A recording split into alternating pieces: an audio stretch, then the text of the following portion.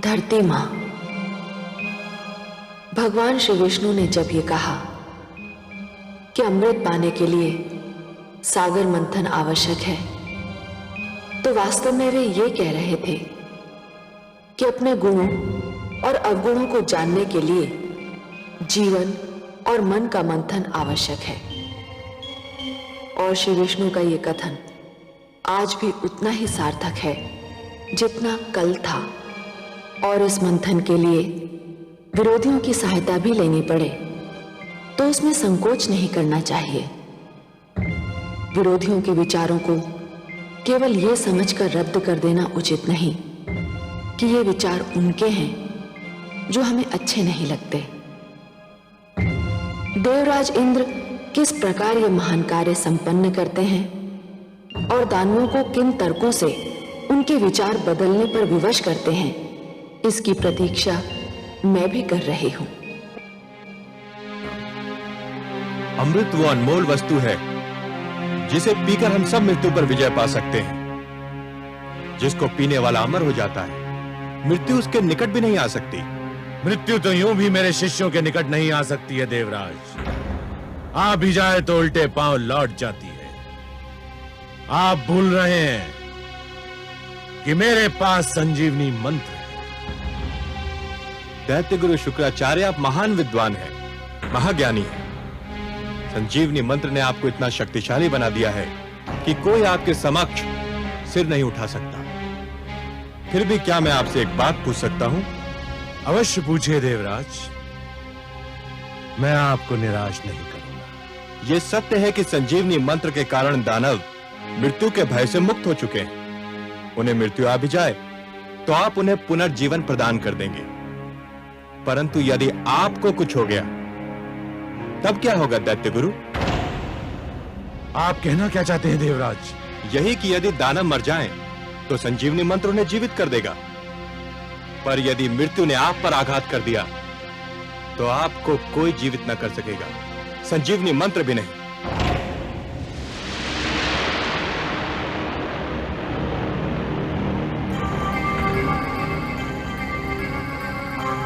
आपको तो भली भांति स्मरण होगा कि भगवान शिव ने क्या कहा था। कदाचित आप भूल गए हो तो मैं स्मरण करा दूं कि भगवान शिव ने कहा था कि यह संजीवनी मंत्र एक कल्प में एक ही बार केवल एक ही व्यक्ति को दिया जा सकता है। इसका अर्थ यह हुआ दैत्य गुरु कि यह खेल उसी समय तक सीमित है जब तक आप हैं।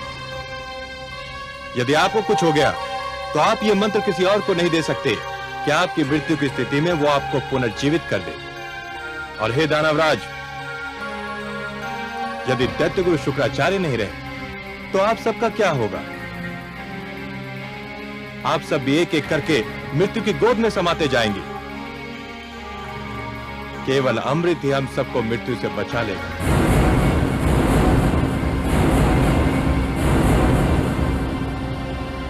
आपके तर्क में तथ्य है देवराज, किंतु हमें अमृत कैसे प्राप्त होगा देवराज?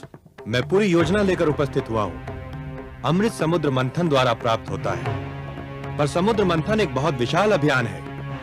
पूरे समुद्र को मथना कोई परिहास नहीं है, वो भी इस स्थिति में जब मंदर पर्वत जैसी मथानी होगी और वासुकी नाग की डोरी। यह तो वास्तव में बहुत कठिन और महान अभियान होगा। आप ठीक समझे दानवराज, ये कठिन और महान कार्य अकेले दम न हम कर सकते हैं और न आप। हम दोनों मिलकर ही इस विशाल अभियान को सफल बना सकते हैं। परंतु यह स्मरण रखिए कि अमृत की प्राप्ति है, वो बहुत आवश्यक है। मैं इस आवश्यकता के विषय में भी जानना चाहूंगा देवराज। अमृत हम सबको अमर कर देगा।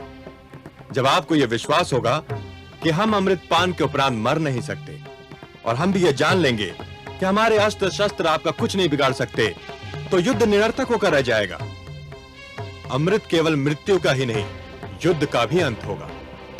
गुरुदेव, मेरे विचार में यह प्रस्ताव स्वागत योग्य है। इस प्रस्ताव की महानता को नकारा नहीं जा सकता गुरुदेव। हमें देवताओं की बात मान लेनी चाहिए, हमें देवताओं की बात मान लेनी चाहिए।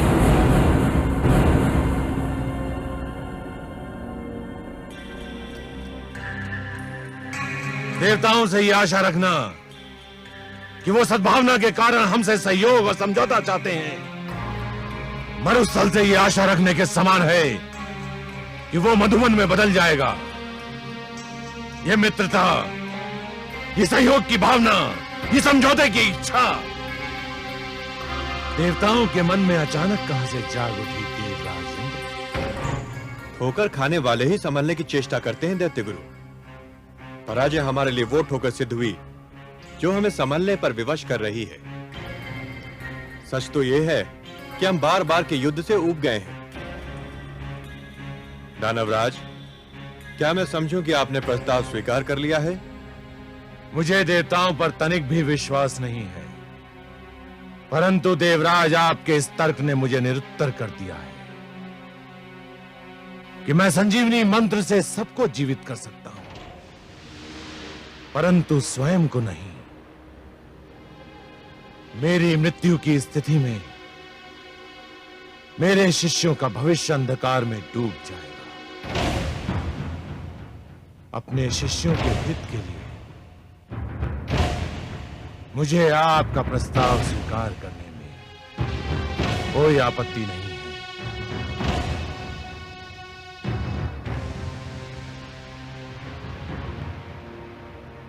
हमें आपका प्रस्ताव स्वीकार है देवराज। हम आपको सहयोग देंगे।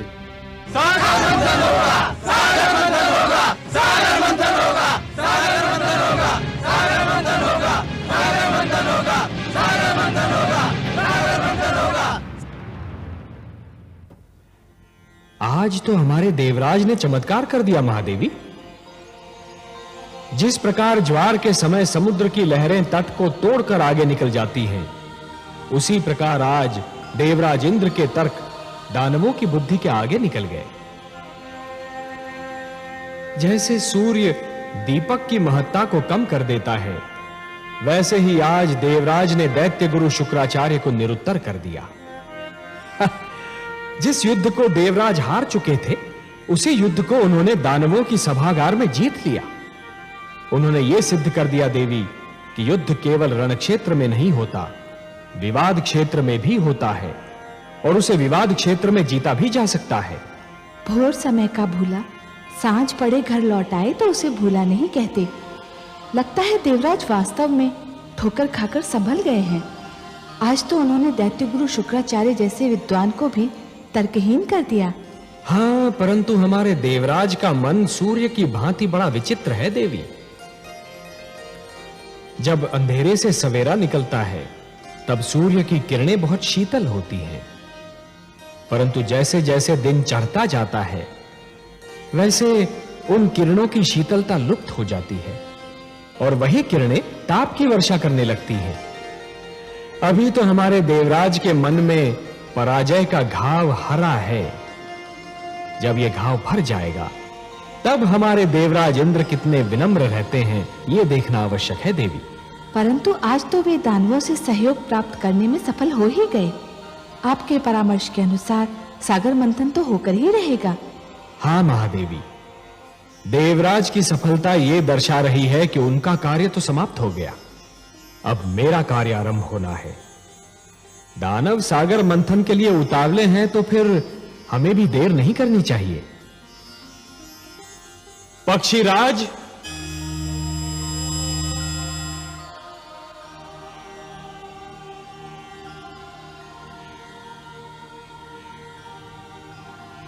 आज्ञा है लक्ष्मीपति।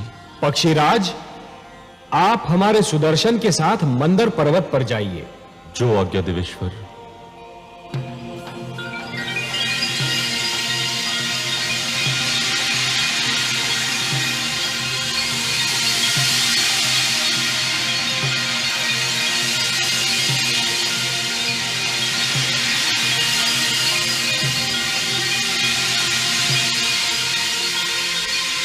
हे सुदर्शन, आप पक्षीराज के साथ मंदर पर जाइए और मंदर पर्वत को जड़ से काट दीजिए। और हे पक्षीराज, मंदर के जड़ से कट जाने पर आप उसे हमारे पुष्पक से बांधकर सागर तट पर ले आइए और फिर हमारे अगले आदेश की प्रतीक्षा कीजिए। मैं आपके आदेश की प्रतीक्षा करूंगा देवेश्वर।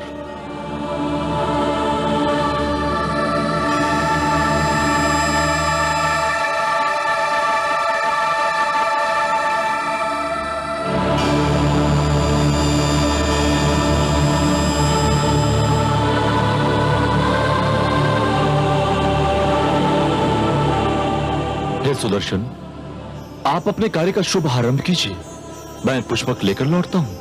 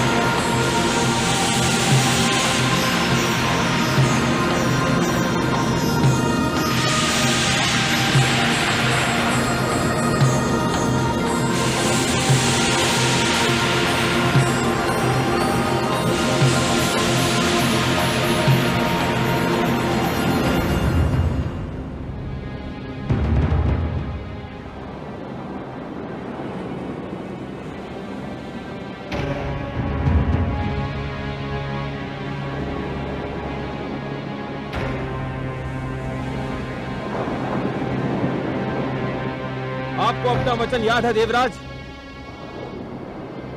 आपने कहा था सागर मंथन से जो भी निकलेगा वो आपके और हमारे मध्य समानता से बांटा जाएगा। हमने यही निश्चित किया था दानवराज, और हम अब भी अपने वचन पर अडिग हैं। तो फिर ठीक है, सागर मंथन का शुभारंभ होगा। पक्षीराज जैसे ही मंदर पर्वत लेकर आएंगे, मंथन आरंभ कर दिया जाएगा।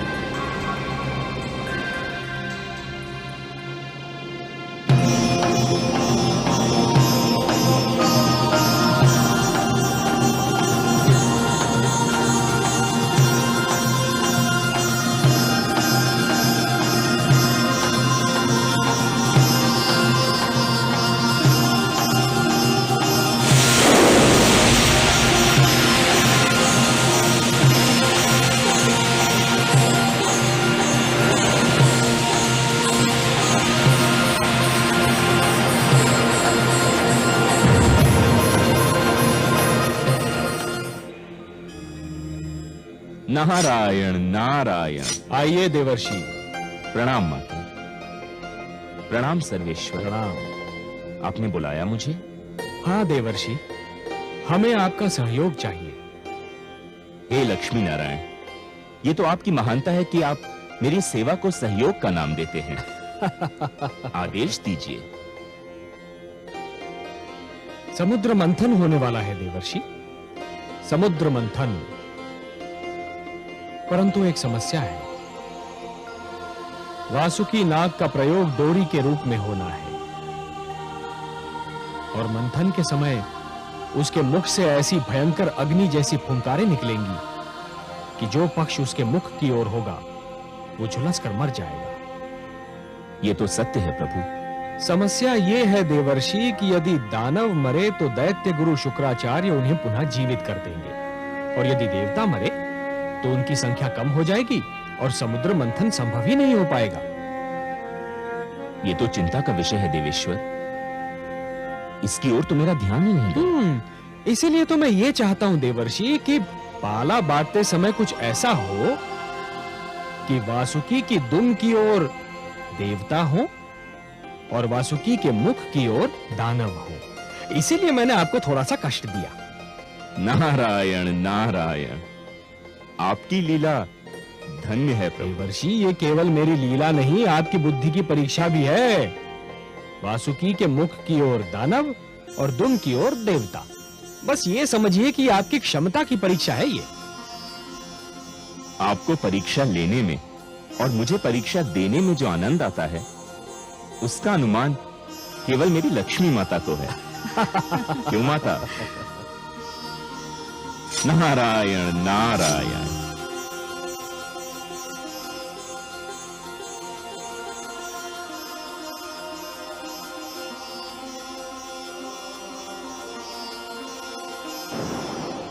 नहीं देवराज, हम तुम का छोर पकड़ेंगे और तुम देवतागण मुख की ओर रहोगे। ये नहीं हो सकता।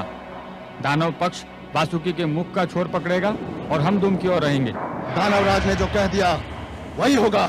हमारे देवराज के निर्णय भी कोई नहीं बदल सकता। तो फिर समझ लो संधि समाप्त हो गई और समझौता भी टूट गया। नारायण नारायण। आइए देवर्षि, स्वागत है।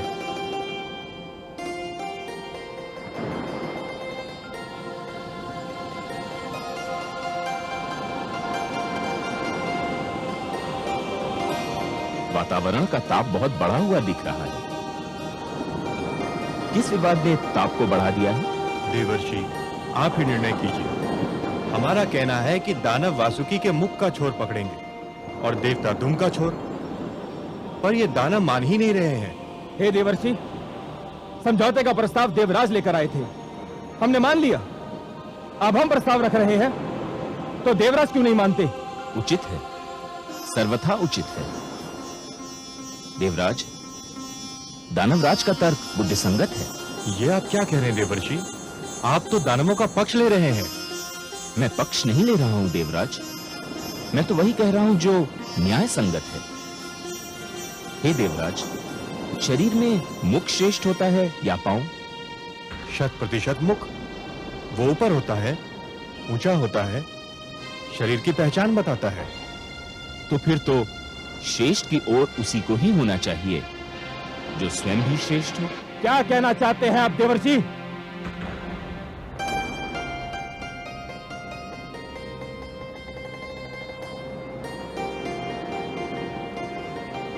मैं ये कहना चाह रहा हूं दानवराज कि जिस प्रकार शरीर में मुख श्रेष्ठ होता है, उसी प्रकार सृष्टि में देवता श्रेष्ठ हैं। इसलिए वासुकी के मुख की ओर तो देवताओं को ही होना चाहिए। आप हमारा अपमान कर रहे हैं देवर्षि। हमने देवताओं को परास्त किया है, युद्ध क्षेत्र में उन्हें सर झुकाने पर विवश कर दिया था। देवता श्रेष्ठ थे, अब नहीं है, और पराजित कभी श्रेष्ठ नहीं हो सकता।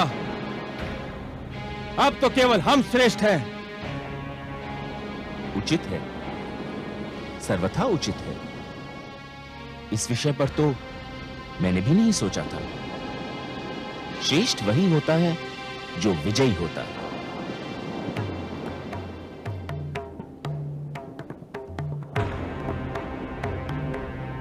हे देवेंद्र, अब इस कटु सत्य को मान ही लीजिए कि विजयी होने के कारण दानव श्रेष्ठ हो चुके हैं।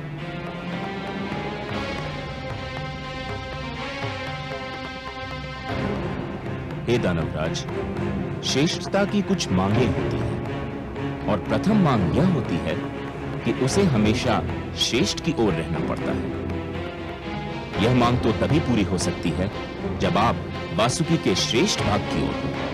यदि श्रेष्ठ की यही मांग है तो हम वासुकी के मुख की ओर का पाला स्वीकार करते हैं।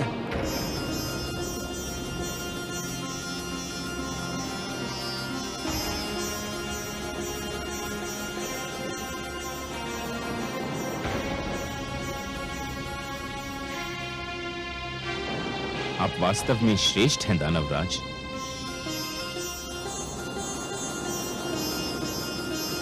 देवर्षि नारद की, देवर्षि नारद की, देवर्षि नारद की। नारायण नारायण। नारद के इस खेल से दानव थे अनजान, जीत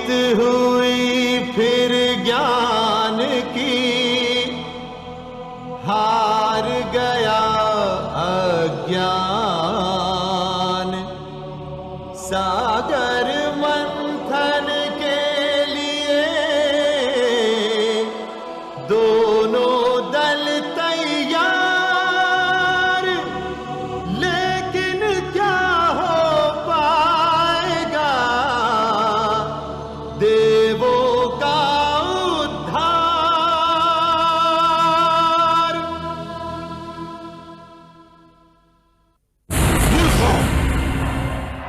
तुम जानते हो कि वासुकी के मुख की ओर रहने से क्या होगा?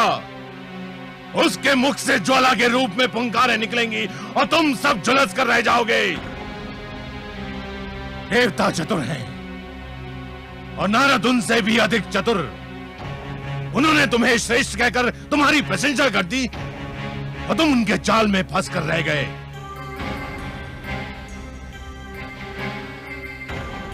परंतु गुरुदेव, अब तो हमने उनका प्रस्ताव मान लिया है। यदि अब हमने उनका निर्णय नहीं माना तो हमारे अपने लोग हमें संदेह की दृष्टि से देखने लगेंगे। भूल मेरी थी जो मैंने तुम लोगों पर भरोसा किया। मुझे स्वयं वहां पर उपस्थित रहना चाहिए था। अब क्या होगा गुरुदेव? बाण धनुष से निकल चुका है। जाओ, जाकर मंथन आरंभ करो। मुझे स्वयं देवताओं की चतुराई पर दृष्टि रखनी है। जाओ। जो आज्ञा गुरुदेव।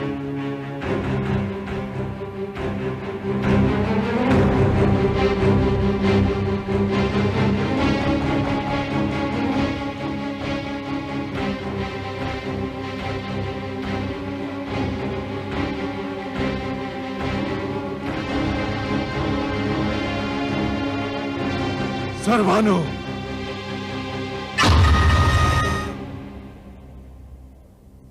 आज्ञा गुरुदेव। सर्वानु, समुद्र मंथन होने जा रहा है।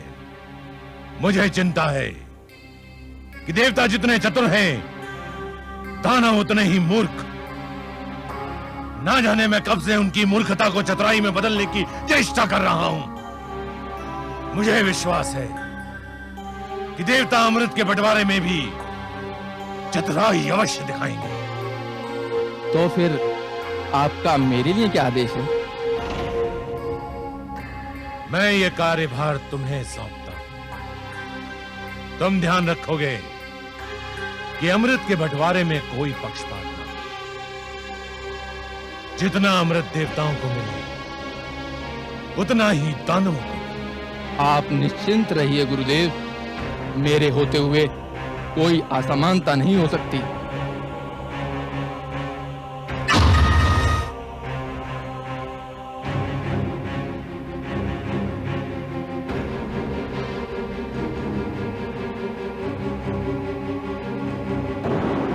हे पक्षीराज, अब पर्वत को उठाइए और इसे समुद्र के बीचों बीच रख दीजिए।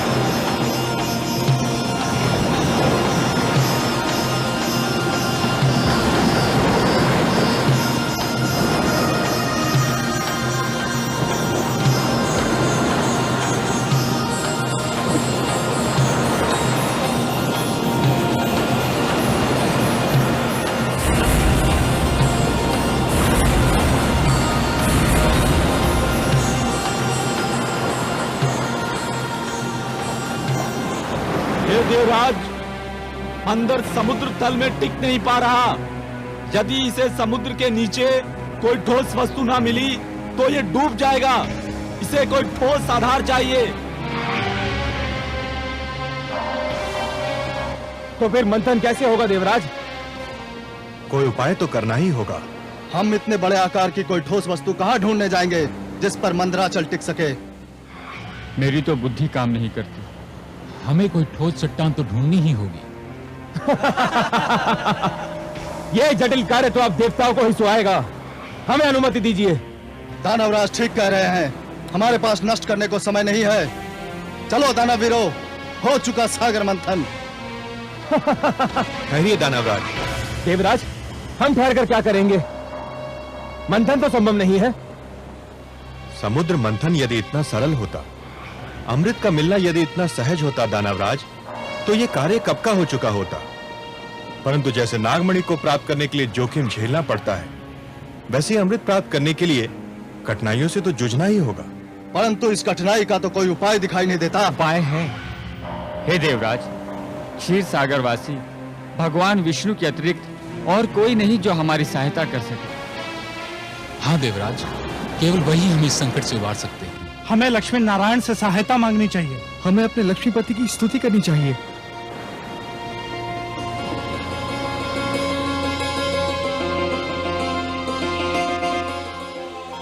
ये धरती से पुकार उठ रही है।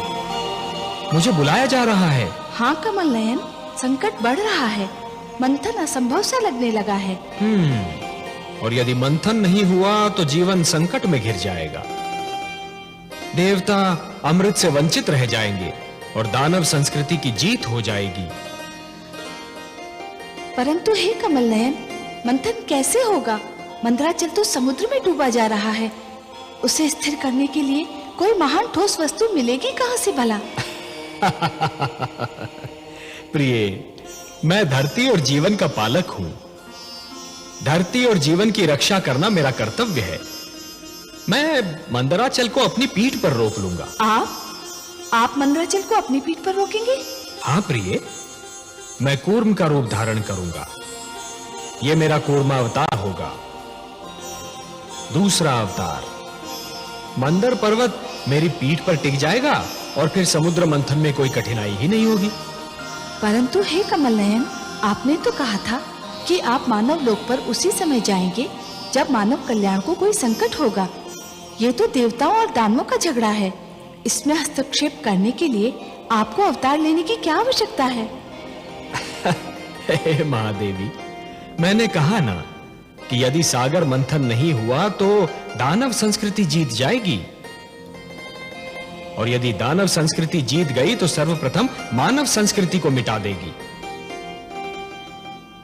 देवता उनके आगे नहीं टिक पा रहे तो मानव कहां से ठहरेगा? वो तो और भी दुर्बल है। और इसीलिए यह देवताओं और दानवों के झगड़े से अधिक मानव कल्याण का प्रश्न है। मुझे जाना ही होगा। और मैं, क्या मेरे भाग्य में फिर वियोग की घड़ियां लिखी हैं? प्रिय, वियोग के उपरांत जो मिलन होता है उसका आनंद ही कुछ और होता है। वियोग तो मिलन की मिठास बढ़ा देता है प्रिय।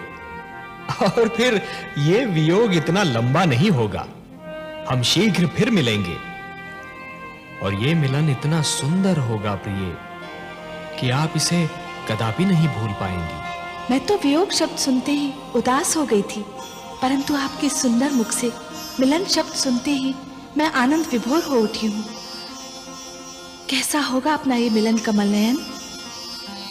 इस बार आप मेरी भुजा में लीन अवश्य होंगी महादेवी, पर आपका जन्म सागर मंथन से होगा। समुद्र मंथन से जो अनमोल रत्न निकलेंगे उन्हीं के साथ आप भी निकलेंगी। हे महादेवी, अमृत और आप, यही दो तो इस सागर मंथन की सबसे सुंदर उपलब्धियां होंगी। आप प्रेम का प्रतीक हैं, ममता का स्वरूप है, और जीवन के लिए प्रेम और ममता अमृत से कम नहीं देवी। सत्य पूछिए तो प्रेम और ममता तो अमृत से भी कहीं अधिक सुंदर और महान है। अमृत तो केवल देवताओं के लिए होगा देवी, परंतु आप इस सागर मंथन की सबसे महानतम उपलब्धि होंगी, क्योंकि आप ही मानव कल्याण का सर्वश्रेष्ठ साधन बनेंगी।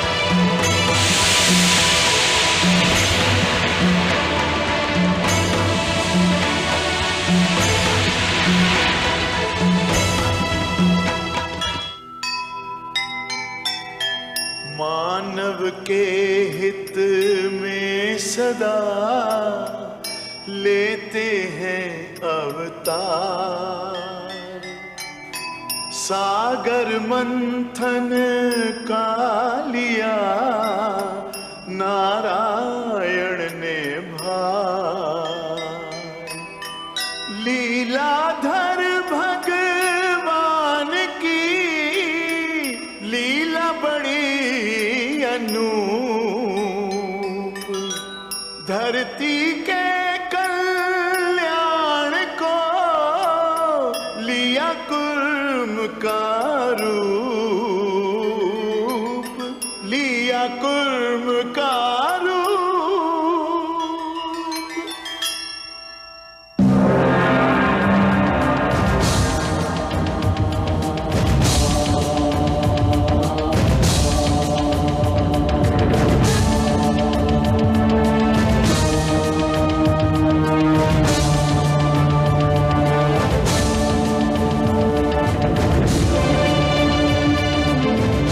हे देवगण, तुमने मुझे पुकारा, मैं आ गया हूं। यह कूर्म नहीं, स्वयं मैं हूं। मैं सागर तल में जा रहा हूं देवगण। मैं मंदराचल को अपनी पीठ पर धारण करूंगा, फिर मंदराचल कदापि नहीं डूबेगा और तुम देव और दानव सरलता से सागर मंथन कर सकोगे।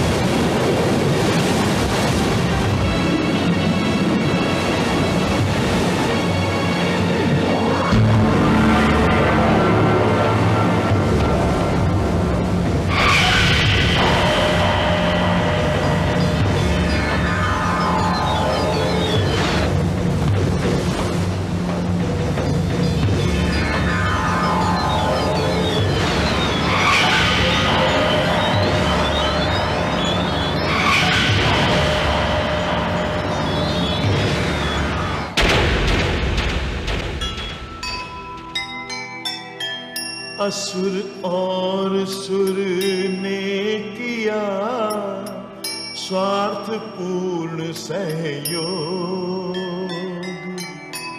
मन का होता मेल तो होता शुभ संयोग। सागर मंथन चल रहा, हलचल हुई अपार, क्या होगा परिणाम अब देख रहा संसार, देख रहा संसार।